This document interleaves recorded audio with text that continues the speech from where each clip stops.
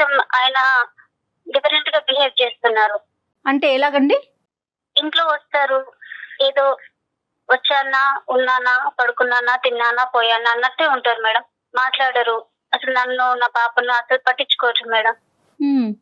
Starting లో బాగానే ప్రేమగా చూసుకున్నారు మేడం, కానీ అసలు సరిగ్గా మాట్లాడరు. ఏదైనా మాట్లాడితే కోప్పడుతూ ఉంటారు.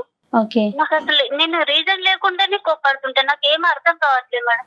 ఓకే, ఏం చేస్తుంటారండి రమ్య? ఒక కంపెనీలో జాబ్ చేస్తున్నారు మేడం. ఓకే ఓకే, మీ ముగ్గురే ఉంటారు అంతేనా? ఒక పాప, నేను, మా వారు మేడం. ఓకే, అత్తయ్య మావయ్య వీళ్ళంతా ఎక్కడ ఉంటారు? వాళ్ళు వేరే చోట ఉంటారు మేడం. Okay okay okay. పాప ఉందంటే పాపతో ఇప్పుడు హ్యాపీగా ఉండాలి, నాతో ఉండాలి. మేము ముగ్గురమే కదా మేడం ఇంట్లో మాట్లాడుకోవడానికి. ఎవరి పనులు వాళ్ళు ఉన్నామనంటే అది నాకేం అర్థం కాకుండా మేడం. ఇలా కొన్ని రోజుల నుంచి పాప పుట్టిన తర్వాత ఇంకా స్టార్ట్. ఇప్పటికి మ్యారేజ్ అయ్యి ఒక 3 years అవుతుంది మేడం. 2 years నుంచి ఇంకా ఇంతే నాకు టార్చర్. ఏం మాట్లాడారు, బాగా చూసుకోరా అనంటే బాగానే చూసుకుంటారు. ఓన్లీ మాట్లాడకపోవటం ఒకటే సమస్య. మాట్లాడడం అసలు హస్బెండ్ అంటే ఎలా ఉండాలి మేడం? ఒక ప్రేమ, ఎఫెక్షన్ అనేది ఉండాలి కదా. స్టార్టింగ్ లో ఉన్న లవ్ అనేది ఇప్పుడు లేకపోతే నాకేమనిపిస్తుంది? మరి ఎప్పుడైనా అడిగారా ఎందుకు ఇలా ఉంటున్నారు, ఏంటి అసలు కారణం ఏంటి? నేను అడిగాను మేడం. అడిగితే నీకెందుకు అవన్నీ, ఇప్పుడు బానే ఉన్నది కదా, ఇప్పుడు నీకేం తక్కువైంది, జాబ్ చేస్తున్నాను కదా, నీకు అన్ని ఏం తక్కువ ఉన్నది అని ఇలా అంటున్నారు మేడం. అలాంటప్పుడు నేను ఏం మాట్లాడగలను? ఏం మాట్లాడలేకపోతున్నాను నేను. ఇంట్లో తన కోసం నేను వచ్చేసరికి ఎదురు చూడాలి అనేది కూడా నాకు అనిపించట్లేదు మేడం.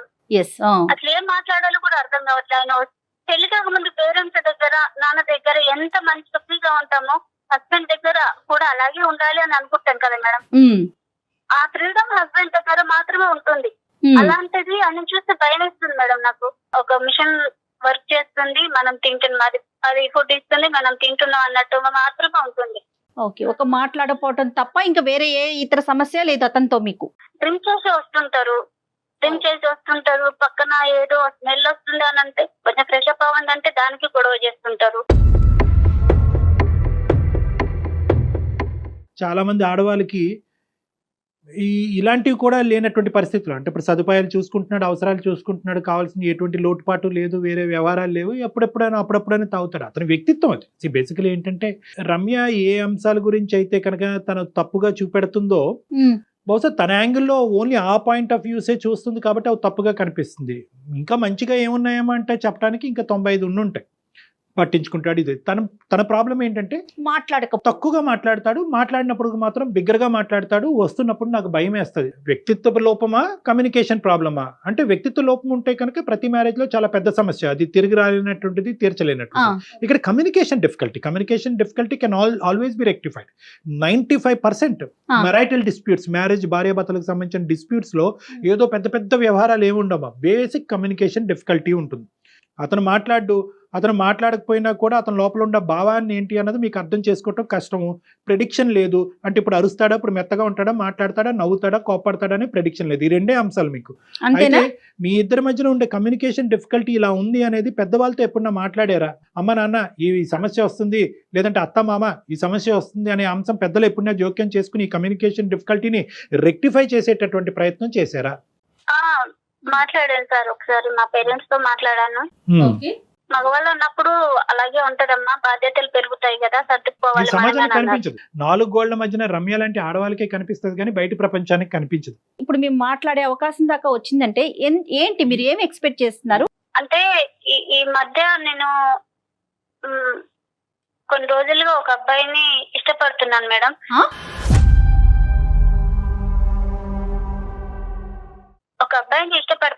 మా ఎదురుగా ఉంటారు. చాలా క్యాజువల్ గా చెప్పేస్తున్నారండి మీరు. అదే అప్పుడు ఇష్టపడుతున్నాననే దగ్గరికి వెళ్ళటం గురించే రమ్య గారు భర్త గారు బ్యాక్గ్రౌండ్ ఇచ్చారు. చెప్పండి రమ్య గారు. అయితే తను కూడా నన్ను ఇష్టపడుతున్నాను మేడం. కొన్ని రోజుల నుంచి మా ఎదురుగా జిమ్ చేస్తూ ఉంటారు. నేను అంత గమనించలేదు కానీ కొన్ని రోజుల తర్వాత నేను చూసాను, తను చూడ్డం నేను చూడ్డం అన్నట్టు. కాదమ్మా, జిమ్ ఎక్కడ చేస్తున్నాడు అతను? మీ ఇంటి ఎదురుకుంటే జిమ్ ఉందా, లేదంటే మీ మేడమే జిమ్ చేస్తున్నాడా, ఎదురు మేడమే జిమ్ చేస్తున్నాడా? ఎదురుగా వాళ్ళ ఇల్లు ఉంటుంది, పైన వాళ్ళు ఓన్ గా చేసుకున్నారేమో అక్కడ చేస్తూ ఉంటారు. పెళ్లి కాని అబ్బాయి. నేను మార్నింగ్ పనులు చేసుకున్నప్పుడు అలా కనిపిస్తూ ఉంటారు. ఓకే. ఒక రోజు ఇంకా అలా చూసారు, తను చూసారు, నేను చూసాను. కొంచెం ఫస్ట్ టైం నేను ఏమనుకోలేదు, కానీ నెక్స్ట్ టైం నుంచి మెచ్యూరిటీ ఉందనుకోవాలా లేదనుకోవాలా? నాకేదో కరెక్టే కదా. మా ఆయన దగ్గర దొరికిన ప్రేమ అతని దగ్గర ఉన్నదేమో అనే ఫీల్ నాకు వచ్చింది. ఏది కంటి చూపులోనే ఫీల్ వచ్చిందమ్మా? అంటే స్మైల్ తర్వాత కొన్ని రోజులకి ఒక పేపర్ లో నెంబర్ రాసి మా ఇంటికి పడేశారు. అప్పుడు అది చూస్తే నెంబర్ ఉంది, కాల్ చేయాలా వద్దా అనుకొని నేను ఒక 2 days గ్యాప్ ఇచ్చి కాల్ చేశాను సార్. నేను కాల్ చేస్తే బాగానే మాట్లాడారు. 2-3 times మీట్ అయ్యాము. నాకు ఏది కావాలన్నా అది చాలా కేర్ గా చూసుకునేవారు సార్. నాకు అదే నేను మా హస్బెండ్ నుంచి కోరుకున్నది ఏదైతే ఉన్నదో అతనిలో నాకు అవి కనిపించాయి సార్. అలా నాకు అని మీద ప్రేమ అనేది కలిగింది సార్. ఇది నేను చేసేది తప్ప రైటా అనేది కూడా నేను ఆలోచించాను. అయినా కూడా ఆయన మీద నాకు ప్రేమ తగ్గట్లేదు సార్. ఆ అబ్బాయికి పెళ్లి అయిందమ్మా? పెళ్లి కాలేదు సార్. బ్యాచులర్ గా ఉంటున్నాడా లేదంటే పేరెంట్స్ తో ఉంటున్నాడు? అతను పేరెంట్స్ తో ఉంటున్నారు సార్. ఓకే. అతను నీ వైపు ఎక్కువ చూసేవాడా, నువ్వు అతని వైపు ఎక్కువ చూసేదానివా? తను ఇంత ముందు నన్ను చూసినట్టున్నారు. నేను ఒకరోజు చూస్తే నన్ను గమనిస్తూ ఉన్నారు. సరేలే అని నేను 2-3 రోజులు అలాగా చూడనట్టు చూసి అలా చూస్తే నన్నే గమనిస్తున్నారని నాకు అర్థమైంది సార్. వాడికి బుర్రలేదు, నీకు బుర్రలేదు. నీకు పెళ్ళైనటువంటి ఆడపిల్లవి, నీకు ఒక పాప బాబు ఉన్నాడు. ఓకే, నువ్వు ఆ అబ్బాయి పెళ్లి కాలేదు అనే అంశం నీకు తెలుసు. ఆ అబ్బాయి జిమ్ చేస్తున్నాడు అండ్ ఓకే, నీకు ఒక బాధ్యత ఉంది. నీ భర్తతో 2-3 సమస్యలు ఉన్నాయి. అవేమి పెద్ద అంత తలకి మించిన భయంకరమైనటువంటి సమస్యలు ఏమీ కాదు. కమ్యూనికేషన్ ఇంప్రూవ్ చేసుకోవటం అనే సబ్జెక్టే. కానీ ఎవరు ఆలోచించలేదమ్మా, నాకు కావలసినవి అతని దగ్గర దొరికేసినాయి అనేటటువంటి కంక్లూజన్కి ఎలా వచ్చేసావు? ఒక కనుచూపులోనే ఎలా వచ్చేసావు? కనుచూపులోనే కాదు సార్, ఒక 2-3 times అలా చూసి ఫోన్ లో మాట్లాడిన తర్వాత చూసి ఆయన చూపించే ప్రేమ, ఆయన తీసుకున్న కేరింగ్ లో నాకు ఇంట్రెస్ట్ అనిపించింది సార్. నా మనసుకి ఏది కావాలో నేనేం కోరుకున్నానో నాకు అది అతనిలో కనిపించింది. అతను కూడా నేను అంటే చాలా చూసిన ప్రతిదీ కోరుకోవటం, దాని వైపుకి మనసు వెళ్ళిందంటాం. ఏంటండి మీరు? కాదమ్మా, నీకు కనిపించని భర్తను మర్చిపోయావు, కూతుర్ని మర్చిపోయావు, అతను ప్రపంచాన్నే మర్చిపోయాడు. ఓకే, అతను జిమ్ చేస్తున్నాడు, నువ్వు వంట వండుతున్నావు, కలిసిపోయి మనసులు. ఇప్పుడు ఏంటమ్మా, ఇప్పుడు ఏం చెప్పాలనుకుంటున్నావు మాకు? ఇప్పుడు అతనికి పెళ్లి ప్రపోజల్ వచ్చింది సార్. పేరెంట్స్ పెళ్లి చూపులు తీసుకొచ్చారు. మంచిది. ఆ విషయము అంటే ఆల్రెడీ ఇంత ముందు పెళ్లి సంబంధాలు వస్తే నా కోసం 1 year అలా ఆపేశారు, పోస్ట్ పోన్ చేస్తూ వచ్చారు సార్. కానీ ఏంటో మళ్ళీ ఈసారి మళ్ళీ పెళ్లి అని ఇంకా పేరెంట్స్ వాళ్ళు ఎక్కువ ఫోర్స్ చేయడం వల్ల మాకు పెళ్లి అవుతుంది, పెళ్లి చూపులు చూస్తున్నారు అని తను నాకు చెప్పేసరికి నాకు ఏం చేయాలో అర్థం కాలేదు సార్. తను ఒకసారి నాకు పెళ్లి అవుతుంది, నేను మర్చిపోలేకపోతున్నాను, నన్ను ఏం చేయమంటావని చిన్నపిల్లవాడు ఏడ్చినట్టు ఏడ్చేసారు. తను ఏడ్చేసరికి ఇంకా నాకు కూడా ఈ పనులన్నీ చిన్నపిల్లల పనులేనండి, పెద్దోళ్ళుగా మెచ్యూరిటీ వచ్చిన వాళ్ళు చేసే పనులు కాదు రమ్య. సారీ రమ్య, నువ్వు ఏడుస్తూ చెప్తున్నావు, నువ్వు తప్పుగా అనుకోవద్దు. మేము ఇక్కడ నవ్వుకుంటున్నాం. అంటే ఒక సమస్య, ఒక బాధ ఒక మనిషి చెప్పినప్పుడు సహజంగా అవతల వ్యక్తిని కూడా కదిలించాలి, బాధ కలిగించాలి. ఈరోజు మీ అమ్మాయి గురించి బ్యాక్గ్రౌండ్లో ఆలోచించుకుని బాధపడుతున్నావు, నీ భర్త గురించి ఆలోచించుకుని మీ అమ్మాయి ఇదేంట్రా, ఇంట్లో భార్యని ఎంతో నమ్మకంగా ఉదయాన్నే ఆఫీస్కి వెళ్ళేటటువంటి భర్త సాయంత్రం భార్య వచ్చేటప్పటికి జిమ్ చేసేటటువంటి పక్కింటి మగాడిని చూస్తున్నది అనే అంశం నీ భర్తకు తెలిస్తే కనుక అతని గుండెలు విరిగిపోయి ఏమైపోతాడో అనే ఆలోచనతో బాధపడుతున్నావు. ఒక పక్క నుంచి నీ యొక్క ఆలోచన, నీ యొక్క ప్రవర్తన చూస్తుంటే నవ్వుకుంటున్నావు. అరే ఆ సినిమాలో చూసాం కదా, కరెక్ట్, ఈ సినిమాలో చూసాం కదా, పేపర్ రోల్ చేసి నెంబర్ ఎసట్టడం అనేది అక్కడ చూసామని సినిమా అంశాలే మాకు గుర్తుకొస్తున్నాయి. కానీ నిజ జీవితంలో ఎవరు ఇలా చేస్తారనేటటువంటిది మాకు కల్లో కూడా ఊహించుకోవడానికి కష్టంగా. రియల్ లైఫ్ లో కూడా ఇలా జరుగుతున్నాయి అనుకుంటున్నాను. నేను కూడా ఆడపిల్లలే కదా, నాకంత ఒక మనసు ఉంటుంది కదా, నాకు కొన్ని కోరికలు ఉంటాయి కదా. తను హస్బెండే కదా, అమ్మాయికి పుట్టింటి నుంచి అత్తింటికి వచ్చిన తర్వాత అన్ని చూసుకోవాల్సిందే హస్బెండే కదా సార్. అలాంటిది నన్ను మర్చిపోయి ఆయన బయట ఏం చేస్తున్నాడో నాకు తెలియదు. అలా నేను ఏదన్నా అడిగితే నా మీద చిరాకు పడతాడు, కోపడతాడు. నేను ఇంట్లోనే గుట్టుగా ఉండిపోవాలి సార్. యథార్థంగా చెప్తున్నాను, ఈ కాల్ కలిపేటప్పుడు మేము అనుకున్నాము అరే అయ్యో అనవసరంగా అతను కమ్యూనికేట్ చేయట్లేదేమో, అతనికి ఒకసారి ఫోన్ చేసి బాబు కమ్యూనికేషన్ ఇలా చెయ్యాలి, ఒక భార్య యొక్క ఎక్స్పెక్టేషన్ ఇలాగా, నువ్వు కేవలం డబ్బులు ఇంట్లో లగ్జరీస్ ఒకటి చూసుకుంటే కాదు, మనసు నచ్చి పక్కన కూర్చుని భార్యతో మాట్లాడి మనసు అర్థం చేసుకుని ఇమోషన్స్ షేర్ చేసుకోవటం కూడా ఇంపార్టెంటే అనేటటువంటి విధంగా నడిపించాలి అని మేము అనుకున్నాం. ఈ లోపలే నువ్వు పార్ట్ 2 అనేటటువంటి తీసుకొచ్చావు. ఒకప్పుడు ఆ అంశం అయితే కనుక ఈరోజు మేము చాలా హ్యాపీగా డీల్ చేసాము. కానీ నువ్వేం చేస్తున్నావు అంటే ఈ అంశాన్ని చూపెడుతూ ఇంకో అంశంలోకి ముడిపెట్టావు. ఆటోమేటిక్గా అక్కడ ఏమైంది, ఇప్పుడు నీ బాధని ఎలా వే చేయాలి అన్నది మాకు అర్థం కావట్లేదు. అరే అవును ఈ అమ్మాయి చాలా ఇబ్బంది పడింది కరెక్టే అని అనుకోవాలా, లేదంటే పక్కింట్లో సుఖాన్ని చూస్తూ భర్తని చేదుగా అనిపిస్తున్నాడు అన్నది చూడాలా? అంటే ఇక్కడ ఎలా చూడాలి అనేది మాకు ఇప్పుడు వితౌట్ ది సెకండ్ ఆస్పెక్ట్ నీ మీద మాకు పూర్తిగా గౌరవం ఉంది, జాలి ఉంది, సమస్యకు పరిష్కారం చూపెట్టాలి అనే ఆలోచన కూడా మాకు ఉంది. కానీ ఎప్పుడైతే ఈ సెకండ్ ఇష్యూ తీసుకొచ్చావో నీ మీద గౌరవం అనేది తగ్గింది, నీ మెచ్యూరిటీ లెవెల్స్ గురించి నవ్వేటటువంటి పరిస్థితి వస్తుంది, నీ భర్తని కొడుకో కూతురో ఎవరినో వాళ్ళని మోసం చేస్తున్నారు అనే బాధ కలుగుతుంది. సో నీ మీద ఇమోషన్ మాకు డైవర్ట్ అయిపోయింది. ఈరోజు నీకేం పరిష్కారం చెప్పమంటావు? ఆ అబ్బాయి యొక్క పెళ్లి బలవంతంగా ఇప్పటి వరకు పెళ్లిళ్ళు వస్తుంటే సంబంధాలు వస్తుంటే పక్కకు తోసేసి ఏదో పెద్ద దేశాన్ని ఉద్ధరించేటటువంటి గొప్ప వ్యక్తిలాగా నువ్వు చెప్తున్నావు. ఆ అబ్బాయి పెళ్లి సంబంధం అప్పుడు వచ్చి ఉంటే కనుక ఈరోజు మాకు కూడా ఈ దరిద్రం వినవలసినటువంటి బాధ తప్పు ఉండేది. సారీ అమ్మ, నేను ఈ దరిద్రమే అంటాను. ఇది కేవలం నువ్వు ఎంచుకుని ఇంట్లోకి తీసుకొచ్చినటువంటి ఒక దరిద్రం. నిజంగా ఈరోజు ఏదైతే నువ్వు అతను నడిపించేటటువంటి కథ ఉందో, ధైర్యం ఉంటే కనుక మీ భర్త ఎదుర్కొంటే నడిపించమ్మా. భర్తని ముసుగులో పెట్టే కదా ఇదంతా చేస్తున్నారు. ఆయన చేసే బిహేవియర్ బట్టి నాకు ఆయన నుంచి నాకు ఏం అందట్లేదు సార్, ప్రేమ అందట్లేదు. కాదమ్మా, ప్రేమ అందట్లేదు, నీతో మాట్లాడట్లేదని నువ్వు పక్క చూపులు చూస్తావా? పక్క చూపులు కాదంటే నేను మంచిదే కదా మేడం. ఇప్పుడు మార్చుకునే ప్రయత్నం ఉండదా? ఇంకా ఫైనల్ డెసిషన్ అంతే ఉంటుందా? ఇప్పుడు అదే పనిగా నేను మా హస్బెండ్ ఏ విధంగా అయితే బిహేవ్ చేస్తున్నా ఆ విధంగా నేనుంటే అయినా బయట ఎన్ని విధాలుగా వేరే అమ్మాయి చూడలేదా? తప్పుగా ఎందుకు చూస్తారు మేడం? ప్రతి ఆడపిల్ల అంటే అది ఉండాలి, చేసిన పని ఉండాలి, ఆడపిల్ల కరెక్ట్ కదా? ఎవరు కూడా మాట్లాడట్లేదు ఉండట్లేదు కూడా. ఇప్పుడు నువ్వు అర్థం చేసుకోవాల్సింది ఏంటంటే నీ సమస్య కాదు అని అనట్లేదు. నీ భర్తతో ఉన్న నీ కమ్యూనికేషన్ డిఫికల్టీ లేదు అనేటటువంటి అంశాన్ని మాట్లాడే హక్కు మాకు లేదు. ఖచ్చితంగా అది సమస్యే. కానీ ఆ సమస్యకి నువ్వు ఎంచుకునేటటువంటి పరిష్కారం ఏదైతే ఉందో అది తప్పు, అది నేరం.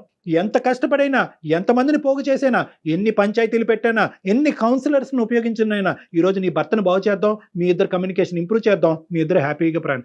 అది ఈ సమస్యకి పరిష్కారం. అంతేగాని చెప్పినా వినట్లేదు సార్. నేను ఏం చేయాలి సార్? అర్థం కాకనే మీకు మెసేజ్. రమ్య ఒక్క నిమిషం ఉండండి, ఒక నిమిషం. సమస్య లేకుండా, ఒక ఇష్యూ అంటూ లేకుండా ఎంతమంది ఉన్నారండి? అది ఇంపాసిబుల్ అమ్మా. అది అమ్మాయికి కూడా తెలుసు. రైట్, నా భార్య ఎలా వెళ్ళిపోయింది అని చెప్పి నీ కొడుకుని అలా ఒక మూలన వేసేసి నీ భర్త కూడా పక్కింటి ఎక్సర్సైజ్ చేసి ఇంకో లేడీతో వెళ్ళిపోతే ఓకేనమ్మా నీకు? అదేం లేదు సార్, అదే తెలియకనే కదా నాకేం చేయాలి అర్థం కాక. అతనికి పెళ్లి అవుతుందని చెప్పి నువ్వు సంబరం చేసుకో, నీ జీవితం బాగుపడుతుంది. అతని పెళ్లి ఆపేటటువంటి ప్రయత్నం చెయ్యొద్దు. కానీ తను దూరం అవుతుందంటే ఎందుకు నాకు ఏడుపు వస్తుంది. ఇంకా నాకు అతనంటే ఏమో సార్. ఇంకా నాకు ఇప్పుడు ఏడిస్తే పర్లేదమ్మా, జీవితాంతం నువ్వు ఏడుస్తావు, చాలా మందిని ఏడిపిస్తావు. ఉండలేమో అని. రమ్య మీరు ఇంకొక వ్యక్తికి భార్య, ఒక బిడ్డకి తల్లి. ఆ విషయాలను కూడా దృష్టిలో ఉంచుకోండి. ఇప్పుడు లవ్ అనేటటువంటిది ఒక ఇమోషన్ అమ్మా. మనం ఎలాగైతే కోపం, బాధ, ఏడుపు ఇలాంటి రకరకాల హావభావాలు వస్తాయో, ఒక ప్రేమ అనేటటువంటిది కూడా ఒక ఇమోషన్. ఆ ఇమోషన్ ఏం చేస్తుంది అంటే కనుక ఆలోచనని తీసేస్తుంది. ఇప్పుడు నీ ఆలోచన పోయింది, నీకు తెలుసు లోపల ఇది తప్పు అని. కానీ ఇమోషన్ని కాపాడేటటువంటి, ప్రేమ అనేటటువంటి ఇమోషన్ కాపాడేటటువంటి ప్రయత్నంలో జరిగేటటువంటి పరిణామాలు అనేటటువంటి లాజికల్ రీజనింగ్ నీ మైండ్లోంచి పోయింది. ఇప్పుడు ఈ కాల్ ద్వారా ఆ లాజిక్, ఆ రీజన్ నీ జీవితంలో మేము నింపితే కనుక బహుశా 10 రోజులు ఏడుస్తావు, లేదా నెల రోజులు ఏడుస్తావు, జీవితాంతం ఏడవు, నలుగురిని ఏడిపించావు. ఈరోజు నువ్వు చేసేటటువంటి తప్పు వల్ల అరే నేను ఇప్పుడు ఏడుస్తున్నాను, ఈ బాధను తీర్చేసుకోవాలి, అరే వాడు ఏడుస్తున్నాడు, వాడి ఏడుపుని తీర్చేయాలని చెప్పి నువ్వేం చేస్తావు అంటే ఒక తప్పుదోలో వెళ్తున్నావు. తర్వాత ఏమవుతుంది, నీ కొడుకు ఏడుస్తాడు, నీ భర్త ఏడుస్తుంది, సమాజం ముందు తలదించుకుని మీ తల్లిదండ్రులు ఏడుస్తారు, అక్కడ పెళ్లి చేసుకున్నటువంటి ఆడపిల్ల ఏడుస్తుంది, వాళ్ళ ఫ్యామిలీ ఏడుస్తారు, ఇంతమందిని ఏడిపిస్తారు. ఎందుకు? కేవలం మీ ఇద్దరు కళ్ళనీళ్ళు తొడవటం గురించి ఇంతమంది ఏడవాలా?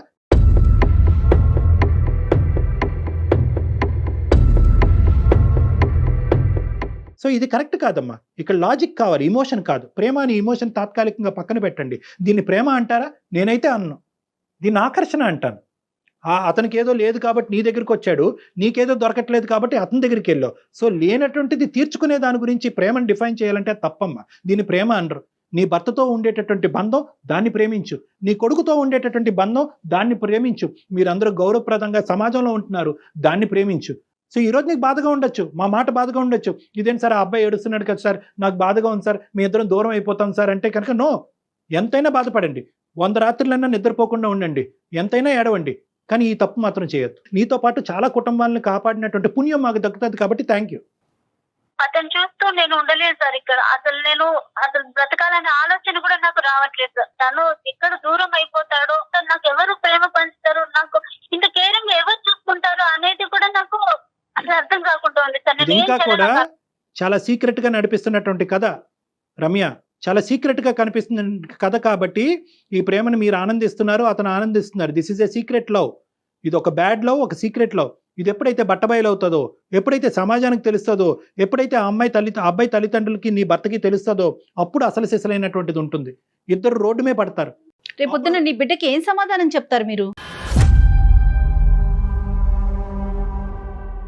నాకు రావట్లేదు, నా భర్త నుంచి ప్రేమ రావట్లేదు, నాకు దొరకట్లేదు, నేను ఆనందపడట్లేదు, ఆ పక్కింటి ఆంటీ ఇలా ఉంది, ఈ పక్కింటి వీళ్ళు ఇలా ఉన్నారు, వాళ్ళందరినీ ఊహించుకుని ఏంటంటే ఒక డిప్రెషన్లోకి వెళ్తారు. సడన్గా ఈ డిప్రెషన్ అనేటటువంటి బాధ ఎవరికి ఆనందంగా ఉండదు. ఇందులోంచి బయటపడాలి, వెంటనే బయటకు రావాలి అంటే భర్తకు చెప్పుకుంటే భర్త మాట వెండు. ఇలాంటి వాళ్ళని మాట వినేటటువంటి ఏకైక వ్యక్తి ఎవరంటే కనుక ఈ జిమ్ బాడీ లాంటి వీళ్ళు ఏం చేస్తారు, వీళ్ళు పని పాట అట్రాక్ట్ చేస్తారు. ఆ అబ్బాయి అసలు ఎంత ధైర్యం అండి, ఒక పెళ్ళైనటువంటి ఆడపిల్లని ఇక్కడ పెట్టుకుని పెళ్ళని అతనికి వాళ్ళు అట్రాక్ట్ చేస్తారు. వాళ్ళు ఏం చేస్తారు, వాళ్ళు ఏమీ చేయరు, కేవలం ఈ అమ్మాయి కథ చెప్తుంటుంటే వింటూ ఉంటారు. ఈ అమ్మాయి జీవితంలో ఎవ్వరూ విన్నటువంటి ఏకైక వ్యక్తి ఈ మహానుభావుడు. ఈ కథ వినేటప్పటికి ఇదేంటి ఇంత వింటున్నాడు, ఇన్ని సంవత్సరాలు పెళ్ళైనా కూడా నా భర్త 10 నిమిషాలు కూడా నా పక్కన కూర్చాడు, ఇతనేంటి గంటల తరబడి అన్ని పనులు వదులుకుని నా మాట వింటున్నాడు అని చెప్పి అక్కడ కనెక్ట్ అవుతూ ఉంటారు. సో ఇదంతా కూడా ఏంటంటే ఒక సూపర్ఫిషియల్గా ఒక ఇమోషన్తో కూడినటువంటి ఒక అట్రాక్షన్ మాత్రమే, ఇది బంధం కాదు. బంధం అని వాళ్ళు అనుకుంటారు. సో ఇక్కడైతే మాత్రం కఠినమైనటువంటి నిర్ణయాలు ఇప్పుడు తీసుకుంటే రానున్న జీవితంలో ఇప్పటికీ ఎవరికి తెలియదు. ఈ గుట్టు అనేటటువంటిది కేవలం మనకి, నాకు, జయాకి, నీకు మధ్యనే ఉంది కాబట్టి ఇక్కడతో ఇది ముగిస్తే మంచిది. కఠినమైన నిర్ణయం కాదనట్లేదు, ఏడుపు వస్తుంది, నిద్ర పట్టదు, ఇందాక నేను చెప్పినటువంటి లక్షణాలు అన్నీ వస్తుంది. కానీ ఈ బాధకి, ఇప్పుడు పడేటటువంటి ఈ తాత్కాలికమైనటువంటి బాధకి అది దీర్ఘకాలికమైనటువంటి పరిష్కార మార్గం కింద నువ్వు ఎత్తుక్కుంటే నీ అంత పిచ్చిది ఎవరు లేరు. చాలా ఇమోషనల్గా చెప్తున్నాను, ఎందుకంటే నువ్వు తప్పు చేస్తావు ఇంకా ఇప్పటికీ ఎవరికి తెలియదు కాబట్టి నిన్ను ఆపేటటువంటి ప్రయత్నం మేము చేయాలి కాబట్టి నేను ఇంత ఇమోషనల్గా మాట్లాడుతున్నాను. సో దీర్ఘకాలికమైనటువంటి సంతోషం నీ జీవితంలో కావాలి అంటే ఇప్పటికైనా నీ తప్పు ఏంటి అన్నది అర్థం చేసుకో. నీ భర్తతో తప్పేనమ్మా, తప్పు నువ్వు 100 సార్లు తప్పు కాదను. నువ్వేం చచ్చిపోక్కర్లేదమ్మా, ఎందుకు చచ్చిపోవాలమ్మా? బిడ్డ ఏమవుతాడు, ఈ గుట్టు రట్టు అయితే కనుక నీ భర్త కూడా చచ్చిపోవాలి. అలా అయితే కనుక అతను ఈ రోజే చచ్చిపోవాలి నీ భర్త. సో ఈ చావు అనేటటువంటి దీని పరిష్కారం కాదు. నువ్వు తప్పులో ఉన్నావు, చిన్నపిల్లవి, తెలియదు, ఇమ్మెచ్యూరిటీ, ఇమోషను, డిప్రెషను, ఇలాంటి రకరకాల కారణాల వల్ల నువ్వు ఈరోజు నిర్ణయం తీసుకున్నావు కాబట్టి ఒక్కసారి నా మాట విను. నీకు తెలియకుండా మాట్లాడుతున్నావు, అమాయకత్వంతో మాట్లాడుతున్నావు. ఈరోజు ఇంకా నువ్వేమీ చూడలేదు, ఈ బాధ పోయింది. ఈ బాధ అనేది నువ్వు చూసేటటువంటి యాంగిల్లో చూస్తున్నావు, కానీ నీకు రానున్న రోజుల్లో వచ్చే బాధలు మేము చాలా యాంగిల్స్లో చూస్తున్నాం. ఫ్యూచర్ని తను గెస్ చేయలేకపోతుంది. ఈ పనికిరాని కథని ఇప్పుడు దాకా మాకు ఏదైతే చెప్పావో ఈ పనికిరాని కథని ఇక్కడతో వదిలేసి ఇక్కడ కంచికి తీసుకురా.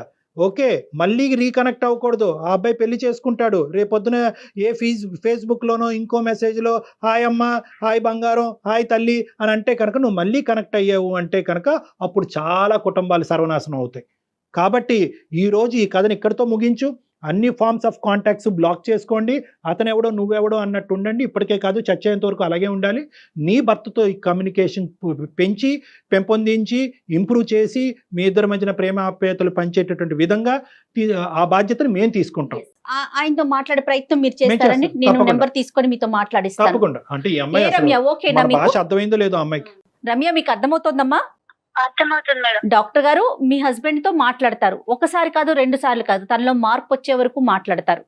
తనలో మార్పు వస్తే నేను సంతోషంగా ఉంటాను మేడం. కానీ ఇప్పుడు తన అబ్బాయి పెళ్లి అవుతుందంటేనే నేను చూడలేకపోతాను. ఇక్కడ ఉండాలంటే అతనికి పెళ్లి అయితేనే నువ్వు సంతోషంగా ఉంటావమ్మా. రమ్య, నీకు ఆ పాయింట్ అర్థం కావట్లేదు. ఇప్పటి వరకు డాక్టర్ గారు చెప్పింది అదే. ఆ అబ్బాయికి పెళ్లి అవటం అనేటటువంటిది చూస్తూ మాకు ఇంత ఎదురుగానే కాబట్టి నేను తను చూస్తూ ఉండలేను నుంచి వెళ్ళిపోండి, వెకేట్ చేసేయండి. ఇల్లు ఖాళీ చేసేయమ్మా. ఇల్లు ఖాళీ చేసే తెగించే జీవితానికి మించినటువంటిది ఏం లేదు ఇక్కడ. ఇంట్లో సదుపాయాలు లేవు, బాలేదు, వెంటిలేషన్ బాలేదు, బాత్రూమ్స్ బాలేదు, ఏదో అని చెప్పి మీ ఆయన చేతి ఇల్లు ఖాళీ చేసి వెళ్ళిపోండి అక్కడి నుంచి. చక్క ఇంటర్మీడియటే చదువుకున్నారు, ఇంకేదైనా చదువుకోవడానికి అవకాశం ఉంటే చదువుకోండి, లేకపోతే ఏదైనా నేర్చుకునే ప్రయత్నం చేయి రమ్య. ఈ సబ్జెక్ట్ ఇక్కడతో మర్చిపోవాలి. ఈ సంఘటన ఇప్పటి వరకు జరిగిందనే ఆలోచన తీసేసేయండి. మీ బాధ్యత ఏంటి అన్నది గుర్తు తెచ్చుకోండి. ఇప్పుడు నువ్వు చేసే పని ఇప్పటికైనా తప్పు అని అంటావా అనవా అమ్మా? నువ్వు తప్పు అని అంటేనే తప్పు అని తెలుసు సార్, కానీ నేను చేస్తుంది తప్పు అని తెలిసినా కూడా నేను అతని మీద నాకు అదే బయటికి రాలేకపోతున్నావు. నాకు అర్థం కావట్లేదు. అమ్మ నువ్వు తప్పు అని రియలైజ్ అవటం అనేటటువంటిది రియాలిటీ. నువ్వు స్లోగా రియాలిటీలోకి వచ్చేసాయి, అతని జ్ఞాపకాలు తీసేసాయి.